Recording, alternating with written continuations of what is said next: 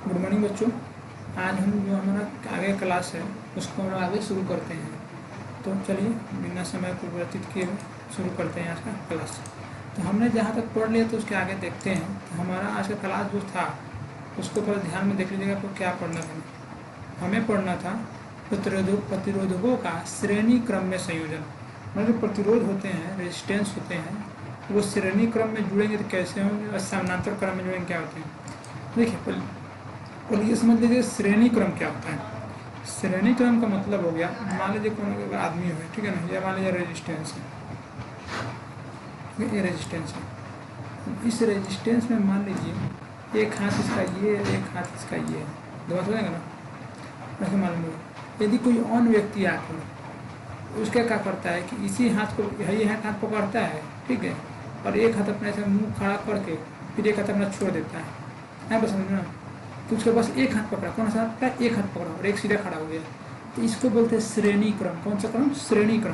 क्योंकि इसमें तो देख रहे हैं इसमें कि एक ही हाथ पकड़ा है ना, एक हाथ पकड़ा है, तो इसमें कैसा लकीर बन रहा है, श्रेणी क्रम जैसे मैंने सीधा सीधा लाइन बन रहा है। तो जब सीधा लाइन बन रहा है तो इसको बोलते हैं हम लोग श्रेणी क्रम। कौन सा क्रम? श्रेणी क्रम। आगे समझे। लेकिन यही मान लीजिए कोई व्यक्ति, मान लीजिए कोई था, प्रतिरोध बना हुआ है, अब वो क्या किया कि आया खड़ा होके उसका एक हाथ यहाँ पकड़ लिया, एक हाथ यहाँ पकड़ लिया, ठीक है। बीच में देखिए कैसे बन गया, ऐसे बन गया ना, ऐसे बन जाएगा। बेटा को सामने आमने सामने पकड़ लिया तो कैसे, इसको बोलते हैं समानांतर क्रम, क्योंकि आमने सामने खड़ा है और ये लाइन से खड़ा है। जो श्रेणी क्रम, आमने सामने खड़ा, समानांतर क्रम। अभी हम यही पढ़ेंगे श्रेणी क्रम और समानांतर क्रम में जो प्रतिरोध जुड़ता है तो कितना शक्ति उत्पन्न होता है। बस सुना यार कि श्रेणी क्रम और समानांतर क्रम में जब प्रतिरोध जुड़ता है तो कितना शक्ति उत्पन्न होता है। तो चलिए इसमें देखते हैं पहले श्रेणी क्रम को।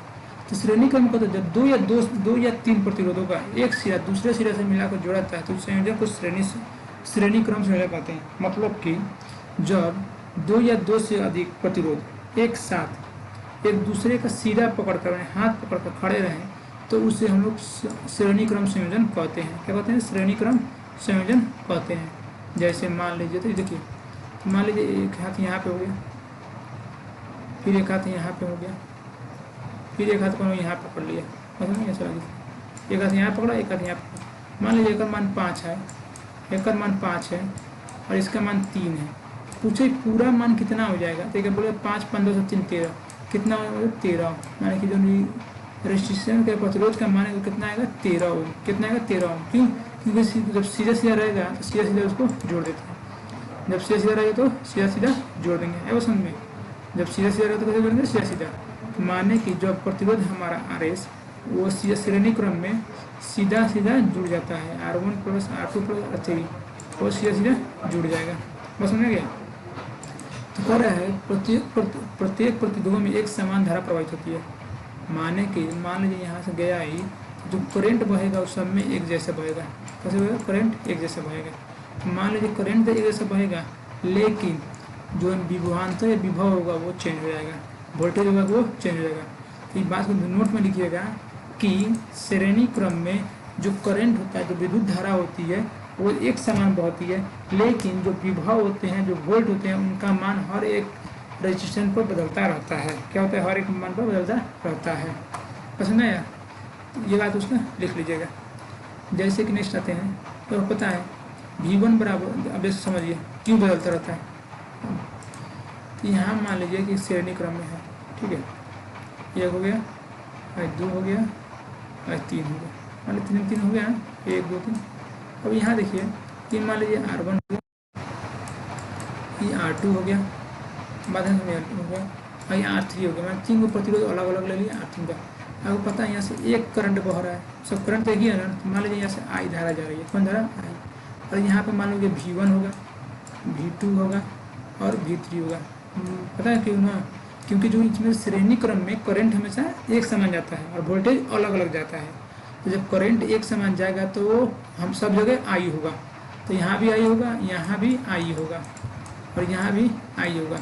बटेगा क्या? विभव, जो वोल्ट होगा वो बढ़ जाएगा, V1 V2 V3। तो पूछेगा टोटल कितना वोल्टेज आएगा, तो लिख सकते हैं टोटल वोल्टेज V बराबर V1 plus V2 plus V3, इतना लिखेंगे ना। बस ना यार, V1 plus V2 plus V3।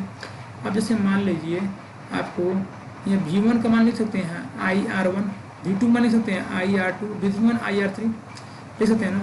माने कि हम यहाँ पर लिख सकते हैं V1 का मान क्या लिख देते हैं IR1 प्लस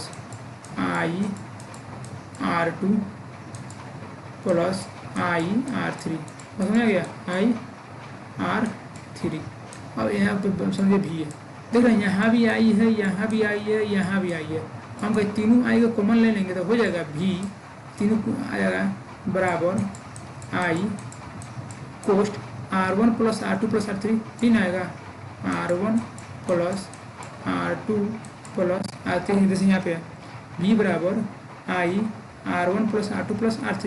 भाई V भूल जाइए, अभी क्या लिखा है इसको भूल जाइए, क्या समझना, V बराबर IR। अब देखिए यहाँ से हम लोग क्या करते हैं कि भाई आई को इधर भेज देते हैं, हो जाएगा V बटा I बराबर R1 plus R2 plus R3। I and V बराबर क्या होता है, V बराबर IR, V बराबर IR फॉर्मूला होता है ना, V बराबर IR। R को क्या करने का क्या होता है, V बटा I, तो V बटा I का मान कितना आ गया R, माने R बराबर R1 plus R2 plus R3। आगे माने यहाँ पर यही आपको मान निकालना रहता है कि बोलेगा इक्वेशन सिद्ध करिए, तब उसको वोल्टेज को बराबर मान के आप उसको फॉर्मूला पुट कर दीजिएगा और उसका आंसर निकाल दीजिएगा। तो ये निकलेगा जो श्रेणी क्रम में जो होता है सभी प्रतिरोधों का मान तुल्य प्रतिरोध के मान से बराबर होता है, मैंने सब देख लिया। जैसे मान लीजिए यहाँ पे एक हो गया, ये 2 हो गया, ये 3 हो गया, ये हो गया मान लीजिए 1 ओम, ये हो गया 1 ओम, ये हो गया 1 ओम, तीनों को जोड़ेंगे कितना आएगा, 3 ओम है, 3 ओम। ये कौन आया है, जब तुल्य प्रतिरोध निकालते हैं, मैंने सब मिला के वो प्रतिरोध निकालते हैं तो उसका मान जितने भी प्रतिरोध दिया गया सबसे ज़्यादा होता है। देखिए 1 से ज़्यादा 3 है, 1 से ज़्यादा 3 है, 1 से ज़्यादा 3 है, तीनों अलग अलग कर ज़्यादा है ना, इसलिए बोला जाता है इसमें श्रेणी क्रम में कि श्रेणी क्रम में जो एकल तुल्य प्रतिरोध आता है उसका मान सभी प्रतिरोधों से अधिक होता है, सभी प्रतिरोधों से अधिक होता है। आगे समझ में इतना, ये हो गया श्रेणी क्रम में। एग्जाम्पल दे दिए ना, ये सब एग्जाम्पल होगा। नेक्स्ट आते हैं हमारा पार्श्व क्रम संयोजन। पार्श्व क्रम संयोजन में बोलता है जब दो या दो से अधिक प्रतिरोध एक दूसरे के हाथ को समानांतर पकड़ लें तो इसे संयोजन पार्श्व क्रम होगा। क्या कहते हैं, पार्श्व क्रम संयोजन कहते हैं। इसमें मतलब कि जैसे समझ लीजिए कैसे, तो इसमें मान लीजिए कैसे होता है कि यहाँ में मान लीजिए कोई विद्युत धारा है, यहाँ पर हम निकाल लिए, ठीक है, करंट चला गया, फिर इसी के एक हाथ को ये पकड़ेगा, फिर यहाँ पे करंट दे देगा, फिर यहाँ पर मिल जाएगा, फिर इसी के एक हाथ को यहाँ से पकड़ा, फिर यहाँ पे आ गया। इसे बोलते हैं हम लोग पार्श्व समानांतर। देखो सब समानांतर है ना, जैसे मान लीजिए इसका मान हो गया 1, इसका मान हो गया 1, इसका मान हो गया 1, यह मान लीजिए X हो गया, यहाँ Y हो गया। और देखिए यहाँ पे जो वोल्टेज होगा अब वोल्टेज बराबर होगा, क्या होगा, वोल्टेज V का मान बराबर होगा। लेकिन देखिए यहाँ पे आने के बाद करंट बढ़ जा रहा है ना, देखिए यहाँ पे बंटवारा करके हाई लेके चला जा रहा है, फिर यहाँ पे करंट आके हाई लेके चल जा रहा है, फिर यहाँ पे करंट आके हाई लेके चला जा रहा है। तो करंट का जो मान आएगा वो अलग अलग आएगा, करंट का मान अलग अलग आएगा, करंट का मान अलग अलग आएगा। लेकिन जो वोल्टेज का मान है वो आपको 1 आएगा, वोल्टेज का मान 1 आएगा और करंट का मान अलग अलग आएगा। माने कि हम इसको लिख सकते हैं जो करंट आएगा I, करंट होगा I को बराबर होगा I1 plus I2 plus I3 के, बस में है ना, जो तीनों प्रतिरोध तीनों ओम मिला देंगे, प्रतिरोध मिला देंगे, इसके बराबर हो जाएगा। तो इसका मतलब ये हो गया कि पार्श्व क्रम संयोजन में जो वोल्टेज का मान होता है वो बराबर होता है और जो करंट का मान होता है वो अलग अलग होता है। और इसमें देखिए जब इसका मान निकालेंगे ना एक एक का, तो इसका मान निकालेंगे तो हमेशा इसका मान आएगा तीनों प्रतिरोध से कम आएगा। जैसे फॉर्मूला क्या हो गया, 1/R बराबर 1/R1। देखिए जब समानांतर में रहेगा तो बट्टा में, देखिए ना बट्टा में चल रहा है, तो 1/R1 प्लस 1/R2, जितना प्रतिरोध दिया जाएगा उसको बट्टा में करके जोड़ देंगे, बट्टा जोड़ घटा आता है ना, बट्टा में करके जोड़ देंगे, उससे आपका आंसर निकल जाएगा। आगे उसमें जब बट्टा करके जोड़ देंगे उससे आंसर निकल जाएगा। ये होता है तुमको पार्श्व क्रम का संयोजन। क्या होता है, पार्श्व क्रम संयोजन। जैसे मान लीजिए एक एग्जाम्पल का देखते हैं, ये एग्जाम्पल करके देखते हैं। चलिए देखिए यहाँ पे सबके लिए एग्जाम्पल कर लेते हैं।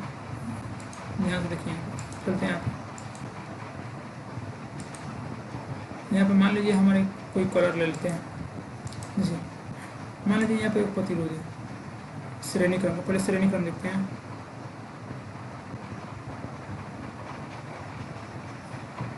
ठीक है, मान लीजिए यहाँ पे हो गया x, सभी को चेंज होता रहेगा। अब देखिए यहाँ पे इसको रहने दीजिए, x को रहने दीजिए। यहाँ मान लीजिए करंट आ रहा है, क्या आ रहा है करंट, तो करंट आपको बोला था सीधा सीधा है तो करंट और एक ही आएगा। मान लीजिए यहाँ R1 हो गया, क्या हो गया R1, ये हो जाएगा R2, ये हो गया R3, क्या हो गया R3। इसका मान मुझे 5 दिया है, इसका मान मुझे 3 दिया है, इसका मान मुझे 2 ओम दिया है। कितना दिया ओम होता है ना, तो ओम दिया है। तो बोला इसका तुल्य प्रतिरोध निकालने के लिए देखिए ये सीधा सीधा जुड़ा है कि टेढ़ टेढ़ जुड़ा है, सीधा है ना, श्रेणी क्रम में है।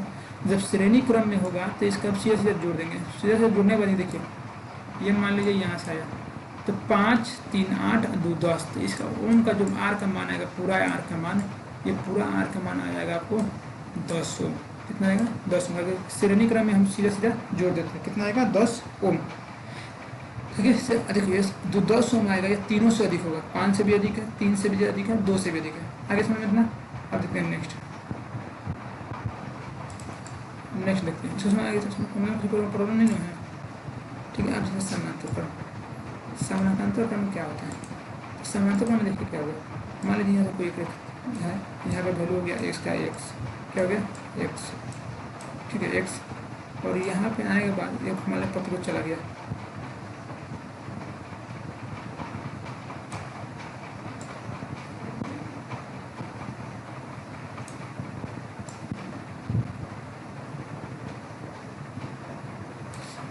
उसमें लिए थे 5 3 2, इसमें लेंगे 5। ठीक है 3 और 2, ठीक है 5 3 2 ओम ले लिए।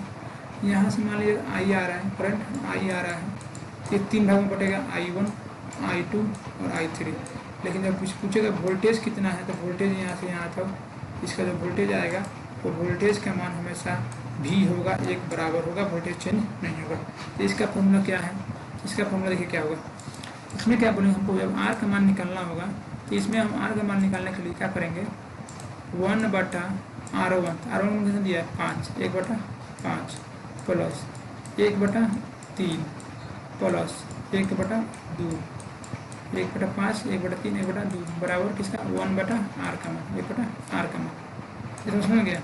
देखिए 1/R तो 1/R रहने दीजिए, 1/R रहेगा 5 3 2 का हो जाएगा 5 3 15 दूनी 30, कितना हो जाएगा 3 2 16 30 30 ही होगा, तो और कोई मतलब नहीं रहा है। हाँ मान लीजिए 30 आएगा, जो 5 6 30, 3 धनिया 30 और 2 15 30, कितना आएगा इतना 15 से 25 25 से 6 31, माने कि 1/R का मान आ जाएगा आपको 31/30, 31/30। अब देखिए हमें तो हमेशा पॉजिटिव चाहिए ना, ऊपर एक है इसको पलटेंगे, तो पलटने के बाद चलते नीचे भी, पलटने के बाद R बराबर हो जाएगा 30/31, माने कि आंसर आपका आएगा 0.9 करके। ठीक है, अब ये देखिए 0.9 ओम आया, आपका आंसर कितना था, आपको प्रतिरोध दिए थे 5 ओम 3 ओम और 2 ओम। देखो ये सबसे कम आया कि नहीं, तो माने कि वही होता है समानांतर क्रम में जब मान लेंगे तो हमारा जो प्रतिरोध का मान आएगा वो तीनों से कम आएगा, श्रेणी क्रम में जब रहेगा तो तीनों से अधिक होगा। इतना समझ आ गया। चलिए नेक्स्ट देखते हैं। नेक्स्ट हमारा है कि श्रेणी क्रम संयोजन की तुलना में 5 क्रम संयोजन का लाभ। मैंने श्रेणी क्रम में जो संयोजन किए हैं और 5 क्रम संयोजन का क्या लाभ होता है। तो श्रेणी क्रम संयोजन से एक अवयव खराब हो जाता है, मान लीजिए जब सीधे किसी को भेजेंगे आराम से टूट जाएगा, टूट है ना। जैसे मान लीजिए मैं एक हाथ में कब एक हाथ पकड़ लगते हैं हम तो आराम से निकल लेगा, लेकिन वही हम दूसरे का हाथ पकड़ लेंगे तो तोड़ेगा नहीं तोड़ेगा। तो वही कह रहा है कि श्रेणी क्रम संयोजन में जब एक अवयव खराब हो जाता है तो वो टूट जाता है और कोई भी अवयव काम नहीं करता। बीच में से वो टूट कर निकाल देंगे तो कोई भी आगे कर नहीं जाएगा तो वो खराब हो जाएगा। अलग अलग अवयव में अलग अलग धारा की जरूरत होती है। यह गुण श्रेणी क्रम में उपयुक्त नहीं है क्योंकि श्रेणी क्रम में एक धारा जैसा ज़्यादा धारा जाती है। अगर बताए थे ना कि जो श्रेणी क्रम होता है उसमें एक समान धारा रहती है, लेकिन अब हर एक यंत्र के लिए अलग अलग धारा की आवश्यकता होती है। इसीलिए जो श्रेणी क्रम होता है उसके लिए हमें अलग अलग धारा की आवश्यकता होती है। आगे समझ में नहीं बात तो वही है कि हम श्रेणी क्रम में किसी चीज़ को रखेंगे तो वो जल्दी जल्दी खराब हो जाएगा और जल्दी टूट जाएगा, इसलिए हम श्रेणी क्रम का उपयोग बहुत कम करते हैं। ठीक है। और पास में प्रतिरोध कम होता है। पास जो होता है मैंने 500 में होता है, जो समानांतर क्रम में जो लगे रहते हैं उनका प्रतिरोध बहुत कम होता है। नेक्स्ट आते हैं विद्युत धारा का तापीय प्रभाव क्या होता है। विद्युत धारा का तापीय प्रभाव और यह एक विद्युत परिपथ विशुद्ध रूप से प्रतिरोध है।